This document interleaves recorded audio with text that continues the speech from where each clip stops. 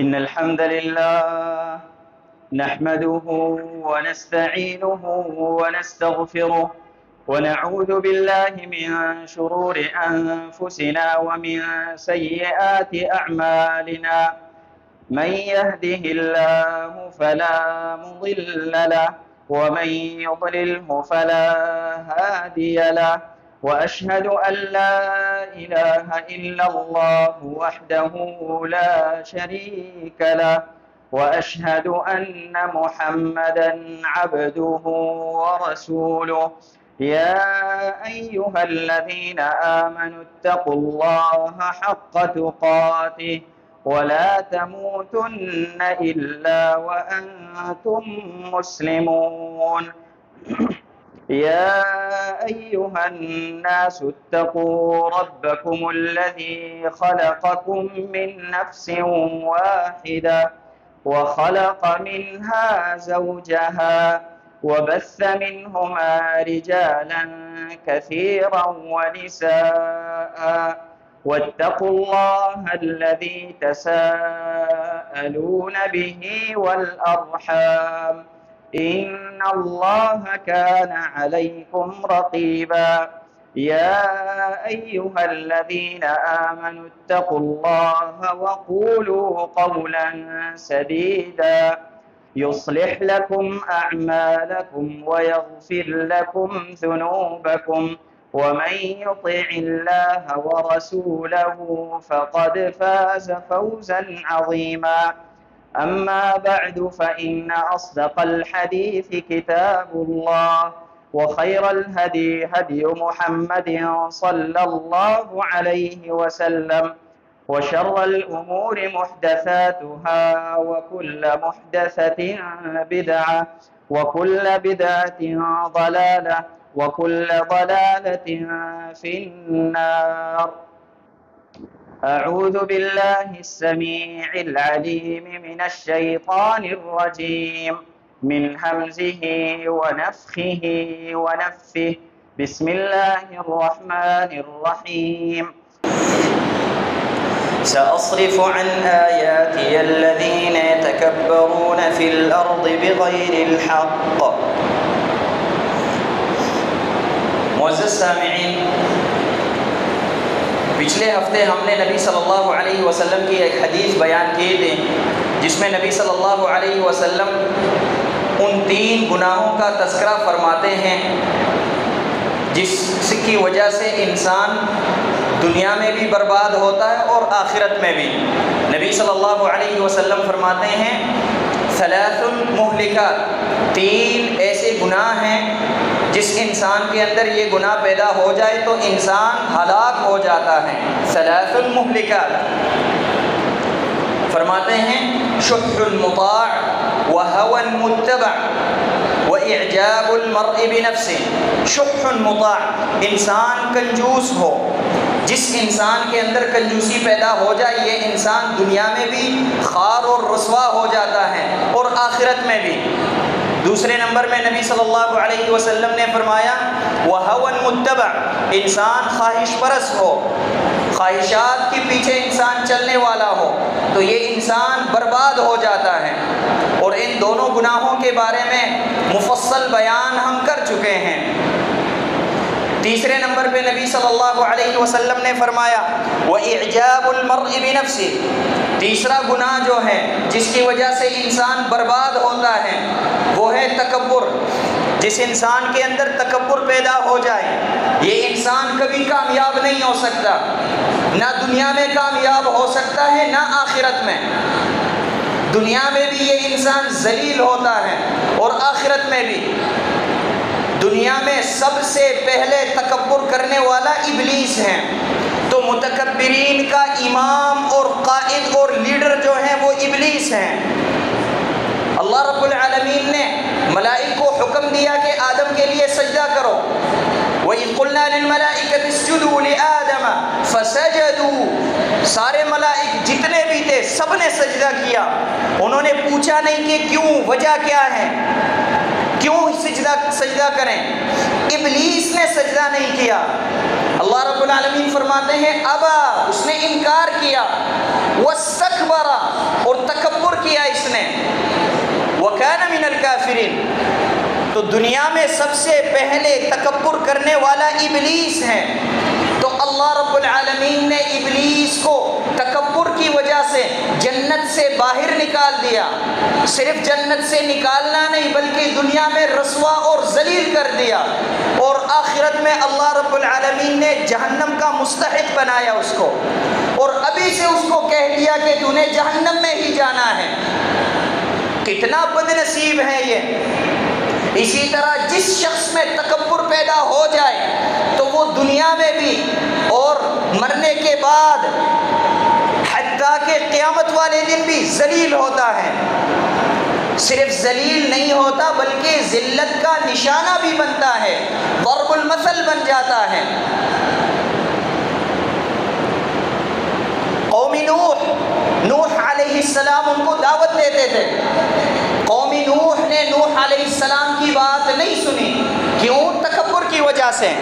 نوح علیہ السلام فرماتے ہیں وَإِنِّي كُلَّمَا دَعَوْتُهُمْ لِتَغْفِرَ لَهُمْ جَعَلُوا أَصَابِعَهُمْ فِي آذَانِهِمْ وَاسْتَغْشَوْا ثِيَابَهُمْ وَأَصَرُّوا وَاسْتَكْبَرُوا اسْتِكْبَارًا.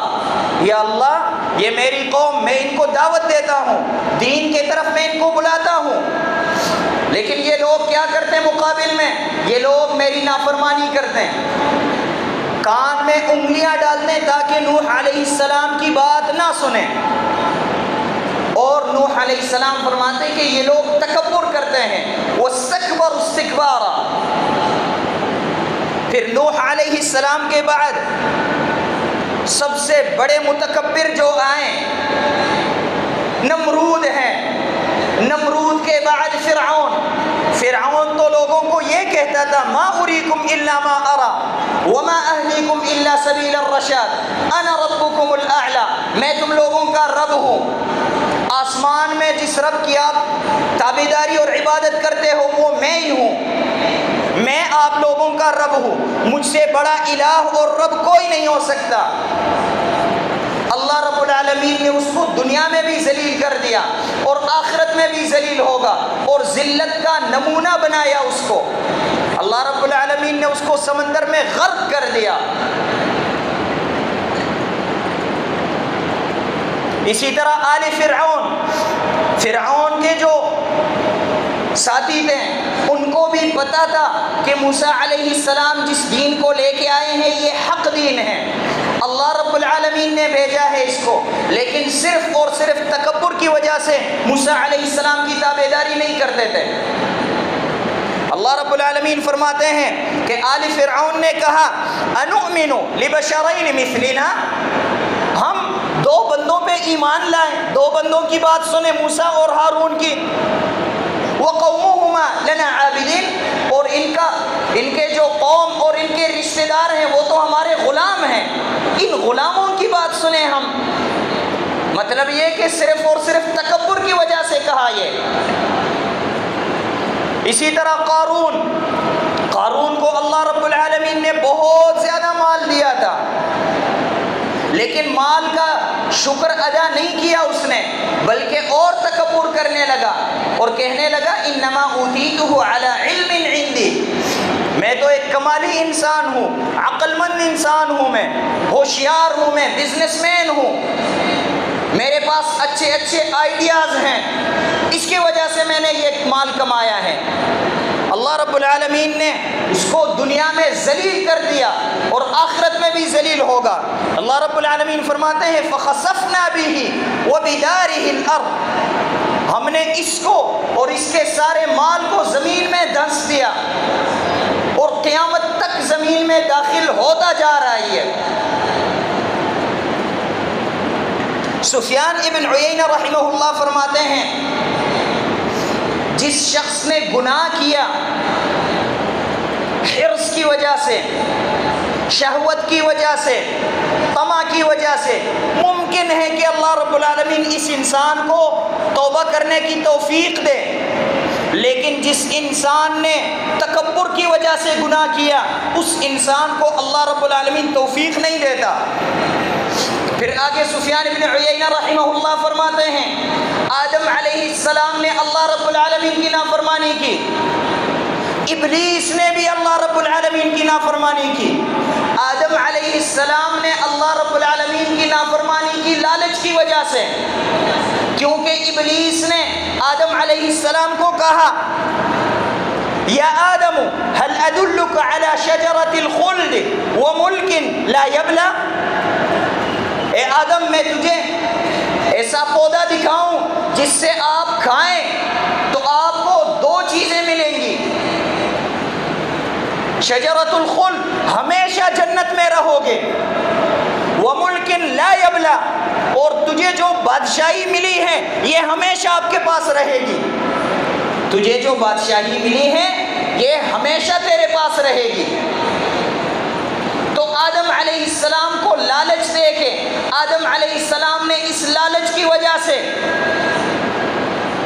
اللہ رب العالمین کی نافرمانی کی. لیکن اللہ رب العالمین نے آدم علیہ السلام کو توبہ کرنے کی توفیق دی، کیونکہ آدم علیہ السلام نے لالچ کی وجہ سے اللہ رب العالمین کی نافرمانی کی. دوسرے جانب ابلیس نے اللہ رب العالمین کی نافرمانی کی. وجہ کیا تھی؟ اللہ رب العالمین نے پوچھا ابلیس سجدہ کیوں نہیں کرتے ہو؟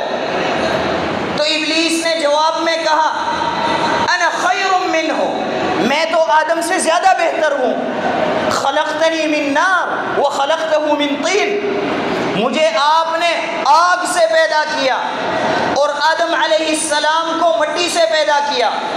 آگ مٹی کی تابعداری کہاں کر سکتی ہے؟ آگ مٹی کی تابعداری کہاں کر سکتی ہے؟ تو اسی طرح میں آگ سے بنا ہوا، آدم علیہ السلام مٹی کا بنا ہوا، کیسے اس کی تابعداری کروں؟ مطلب یہ کہ تکبر کی وجہ سے. سفیان بن عیینہ رحمہ اللہ فرماتے ہیں کہ اللہ رب العالمین نے ابلیس کو ملعون بنایا. تو جس انسان نے اللہ رب العالمین کی نافرمانی کی لالچ کی وجہ سے، شہوت کی وجہ سے، طمع کی وجہ سے، کمزوری کی وجہ سے، تو اللہ رب العالمین ممکن ہے کہ اس کو توبہ کرنے کی توفیق دے دے. لیکن جس شخص نے رب العالمین کی نافرمانی کی تکبر کی وجہ سے، اس انسان کو اللہ رب العالمین توبہ کرنے کی توفیق نہیں دیتا. پچھلے جمعے ہم ابو جہل کا واقعہ بیان کر چکے ہیں. اخنس ابن شریق اور ابو سفیان اور ابو جہل یہ تینوں دوست ہیں. تینوں نبی صلی اللہ علیہ وسلم کے پاس جا کے قرآن کی تلاوت سنتے تھے اور اس سے استفادہ کرتے تھے، مزہ لیتے تھے، کیونکہ عرب تھے یہ اور قرآن بھی عربی زبان میں ہے تو قرآن کو سمجھتے تھے. وہ تینوں ایک دوسرے سے چھپ کے جاتے تھے سننے کے لیے. صبح ہوتے ہی ان کی ملاقات ہوتی تھی، تینوں ایک دوسرے کو دیکھ لیتے تھے، تینوں مشورہ کرتے تھے کہ اگلے دن ہم نے نہیں آنا. پکے وعدے کر کے اگلے دن پھر تینوں آتے تھے، یہ سوچ کے کہ میں آیا ہوں شاید وہ دونوں نہیں آئے ہوں. وہاں پہ پھر ان کی ملاقات ہوتی تھی. دوسرے دن پھر، تیسرے دن پھر، چوتھے دن انہوں نے قسمیں اٹھا کے کہا کہ آج کے بعد ہم نے نہیں آنا. اخنس بن شریق یہ سب سے پہلے ابو سفیان کے پاس گئے. ان سے پوچھا کہ نبی صلی اللہ علیہ وسلم جو تلاوت کرتے ہیں اس کتاب کے بارے میں آپ کی کیا رائے ہے؟ یہ سچی کتاب ہے یا جھوٹی کتاب ہے؟ ابو سفیان نے کہا کتاب تو سچی ہے.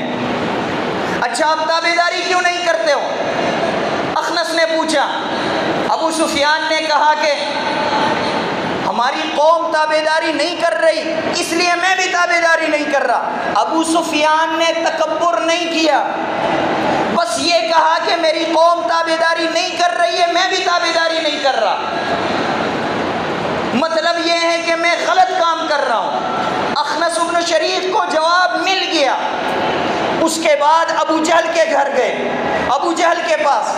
ابو جہل سے پوچھا کہ نبی صلی اللہ علیہ وسلم کے بارے میں آپ کی کیا رائے ہے؟ نبی صلی اللہ علیہ وسلم جو تلاوت کرتے ہیں اس کے بارے میں آپ کی کیا رائے ہے؟ ابو جہل نے کہا کہ کتاب سچی ہے، نبی صلی اللہ علیہ وسلم جو دین لے کے آئے ہیں یہ حق دین ہے. تو پوچھا آپ تابعداری کیوں نہیں کرتے؟ انہوں نے کہا تنازعنا نحن وبنو ہاشم الشرف، ہم اور بنو ہاشم، ابو جہل بنو مخزوم میں سے تھے اور نبی صلی اللہ علیہ وسلم بنو ہاشم میں سے، ہم اور بنو ہاشم آپس میں مقابلہ کرتے تھے، وہ بھی مال خرچ کرتے تھے، ہم بھی خرچ کرتے تھے، وہ بھی بڑے بڑے کام کرتے تھے، ہم بھی بڑے بڑے کام کرتے تھے، ان کا بھی بڑا نام تھا، ہمارا بھی بڑا نام بنا، یہاں تک کہ حتی اذا تجاسینا علی الرکب وکننا کفرسی رہان، ہم جب بالکل مقابلے میں قریب ہوئے، بالکل ہم قریب ہوئے، اتنے میں انہوں نے کہا منا نبی، ہم میں سے ایک نبی پیدا ہوئے، اللہ رب العالمین نے ان کو نبی بنایا، یأتیہ الوحی من السماء، آسمان سے وحی بھی ہوتی ہے اس نبی کو۔ ابو جہل کہتے ہیں این ندرک ذلک، ایسے نبی ہم کہاں سے لے کے آئیں؟ مطلب کیا ہے کہ ابو جہل کو پتا تھا یہ سچے نبی ہیں، اس کے باوجود ابو جہل نے تابعداری نہیں کی۔ اخنس بن شریق نے پوچھا اچھا اب کرنا کیا ہے آپ نے؟ ابو جہل نے کہا واللہ لا نؤمن به ولا نصدقه، اللہ کی قسم ہم اس نبی کی کبھی تابعداری نہیں کریں گے اور کبھی ہم اس کی تصدیق نہیں کریں گے۔ اخنس بن شریق نے پوچھا کہ آپ صحیح بات بتائیں، یہاں پہ میرے اور آپ کے علاوہ کوئی نہیں ہے، صحیح بات بتائیں مجھے، یہ نبی صلی اللہ علیہ وسلم سچے نبی ہیں یا جھوٹے ہیں؟ مختصر الفاظ میں مجھے بتائیں۔ ابو جہل نے کہا ویحک واللہ ان محمدا صادق، کہا واللہ محمد صلی اللہ علیہ وسلم سچے انسان ہیں، وما کذب محمد قط، نبی صلی اللہ علیہ وسلم نے بچپن سے لے کے آج تک کبھی جھوٹ نہیں بولا۔ یہ کون کہہ رہا ہے؟ ابو جہل کہہ رہا ہے، فرعون هذه الامہ گواہی دے رہا ہے۔ پھر آگے کہنے لگا ولكن إذا ذهبت بنو قصي باللواء والسقاية والحجاب والنبوة فماذا يكون لسائر قريش، یہ بنو قصی کی اولاد، نبی صلی اللہ علیہ وسلم قصی کی اولاد میں سے تھے، یہ لوگ جب ساری باتیں سارے اچھے صفات ان لوگوں کو مل جائے تو باقی لوگ کیا کریں گے، ہم لوگ کیا کریں گے؟ پھر آگے کہنے لگا وَنَخْشَىٰ أَن نُؤْمِنَ بِهِ وَنُصَدِّقَهُ فَيُقَالَ إِنَّ كَبِيرَ قُرَيْشٍ قَدْ تَبِعَ يَتِيمًا، اور کہا کہ میں اس لیے تابعداری نہیں کرتا ہوں اس نبی کی، اگر میں نے اس نبی کی تابعداری کی، میں اتنا بڑا شخصیت ہوں، لوگ کہیں گے کہ اتنا بڑا عظیم شخصیت اس یتیم کی تابعداری کرنے لگا۔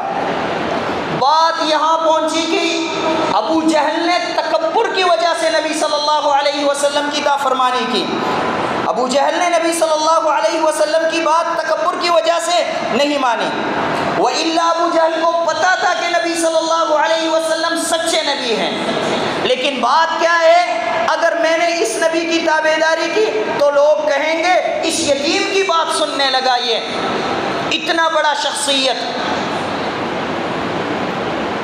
اللہ رب العالمین نے بعد میں ابو سفیان رضی اللہ عنہ اور اسی طرح اخنس ابن شریق رضی اللہ عنہ کو اسلام اور ایمان کی توفیق دی، دونوں نبی صلی اللہ علیہ وسلم کے صحابہ بنے، لیکن ابو جہل کو اللہ رب العالمین نے توفیق نہیں دی۔ اس کو توفیق کیسے مل جائے؟ اس نے کبھی دعا نہیں کی کہ یا اللہ اگر یہ نبی حق ہو، اللہ کو تو مانتے تھے مشرکین مکہ بھی، کبھی اس نے نہیں کہا کہ یا اللہ یہ محمد صلی اللہ علیہ وسلم حق نبی ہو، مجھے تابعداری کرنے کی توفیق دے، کبھی نہیں کہا، بلکہ یہ کہتا رہا اللہم ان کان ھذا ھو الحق من عندک فامطر علینا حجارۃ من السماء او ائتنا بعذاب علیم، یا اللہ اگر محمد صلی اللہ علیہ وسلم سچے نبی ہو اور حق نبی ہو، یہ قرآن حق کتاب ہو، تو ہم پہ پتھر کی بارش برسا، پتھروں کی بارش برسا ہم پہ، یہ نہیں کہا کہ ہمیں توفیق دے، اسلام قبول کرنے کی توفیق دے۔ تو اللہ رب العالمین یہی معاملہ کیا اس کے ساتھ، اسلام کی توفیق نہیں دی۔ الحمد للہ رب العالمین والصلاة والسلام على اشرف الانبیاء والمرسلین محمد بن عبد اللہ صلوات اللہ وسلامہ علیہ۔ اللهم ارزقنا الإخلاص في القول والعمل، اللهم ارزقنا الإخلاص في القول والعمل، اللهم ارزقنا الإخلاص في القول والعمل. اللهم اغفر لنا ولمشايخنا ولكل من أعاننا في طلب العلم ووالدينا ووالديهم والحاضرين والمسلمين جميعا. أما بعد، نبی صلی اللہ علیہ وسلم فرماتے ہیں اذا رأيت شحا مطاعا وهوى متبعا ودنيا مؤثرا وإعجاب كل ذي رأي برأيه فدع عنك أمر العامة وعليك بخاصة نفسك۔ جب آپ کو یہ تین بیماریاں ظاہر نظر آنے لگے، لوگوں میں پھیل جائیں یہ بیماریاں، سب سے پہلے خواہش پرستی، اور دوسرے نمبر پہ کنجوسی، اور تیسرے نمبر پہ تکبر، جس معاشرے میں یہ تین بیماریاں پیدا ہو جائے تو نیک لوگوں نے کرنا کیا ہے؟ ویسے تو لوگ دعوت دیں گے لوگوں کو، علماء لوگوں کو سمجھائیں گے، لیکن جس انسان میں تکبر پیدا ہو جائے اس نے بات سننی نہیں ہے۔ تو نبی صلی اللہ علیہ وسلم فرماتے ہیں علیک بخاصۃ نفسک۔ اب اے انسان، اے داعی، اے مبلغ، اے نیک انسان، اب اپنے بارے میں ہی سوچو، خود نیک اعمال کرو، لوگوں کو چھوڑ دو۔ ودع عنک امر الناس، لوگوں کو چھوڑ دو، خود اپنے اعمال درست کرو۔ آج ہم جس معاشرے میں رہتے ہیں، جس وقت میں ہم رہ رہے ہیں، آج کل یہ بیماریاں بالکل عام ہیں۔ کنجوسی تو بالکل اعلیٰ مقام پہ ہیں، ہر انسان کنجوس ہے، اور ہر انسان خواہش پرست ہے، ہر انسان متکبر ہے، الا من رحم اللہ، بس صرف وہ لوگ ان گناہوں سے محفوظ ہیں جن کو اللہ رب العالمین نے بچایا ہو۔ تو اب ہمیں چاہیے کہ ہم اپنے اعمال درست کریں، دوسروں کو چھوڑ دیں، لوگ جو بھی عمل کرتے ہیں، جو بھی کہتے ہیں، ان کو کہنے دیں، کرنے دیں، اپنے اعمال ہم درست کریں، تاکہ اللہ رب العالمین کے سامنے جب ہم قیامت والے دن پیش ہوں گے، اللہ رب العالمین ہم سے راضی ہوگا، اور اللہ رب العالمین ہمیں جنت الفردوس میں اعلیٰ مقامات سے نوازے گا۔ اللہ رب العالمین سے دعا ہے کہ اللہ رب العالمین ہمیں ان تینوں بیماریوں سے محفوظ کرے، اور ہمیں اللہ رب العالمین یہ تینوں بیماریاں سمجھنے کی توفیق دے، اور ان کے علاجات بھی ہمیں سمجھنے کی توفیق دے، اور ساتھ ساتھ دوسروں تک پہنچانے کی توفیق دے۔ سبحانک اللہم و بحمدک، اشہد ان لا الہ الا انت، استغفرک و اتوب الیک۔ اللہم اعز الاسلام والمسلمین، اللہم اعز الاسلام والمسلمین وأذل الشرك والمشركين ودمر أعداءك أعداء الدين۔